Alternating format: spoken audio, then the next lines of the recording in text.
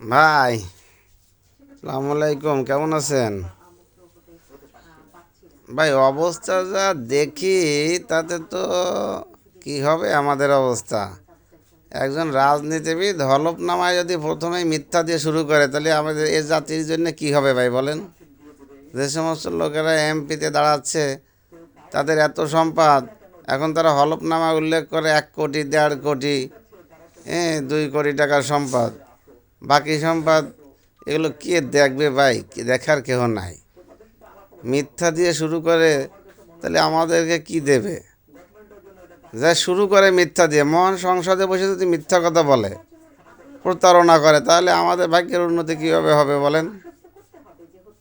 তো উচিত হলো নির্বাচন কমিশনের এখন তদন্ত করা, করে তাদের হরফনামা যে সম্পদ আছে বাদী সম্পদ বাজেয়াপ্ত করা, তাহলে না ঠিক হবে। কিন্তু নির্বাচন কমিশনার তো তা করবে না। আর দুদক দুদক তো এক এক সময় এক একটা করে, যখন যে আসবে তখন তার পক্ষে গান গেয়ে চলে যাবে। এই হলো অবস্থা ভাই আমাদের। আমার দুর্ভাগ্য যে আমরা সোনার বাংলা পাইলাম, কিন্তু সোনার শাসক পাইলাম না। আর যারা ছিল তারা তো মারা গেল। খালেদা জিয়া দেশের জন্য কিছু করেছে, সে মারা গেল। জিয়াউর রহমান মারা গেল। এখন দেখা যাক ভবিষ্যতে কি হবে। আর কি করি ভাই, বলার কিছু নাই, শুধু চেয়ে চেয়ে দেখলাম।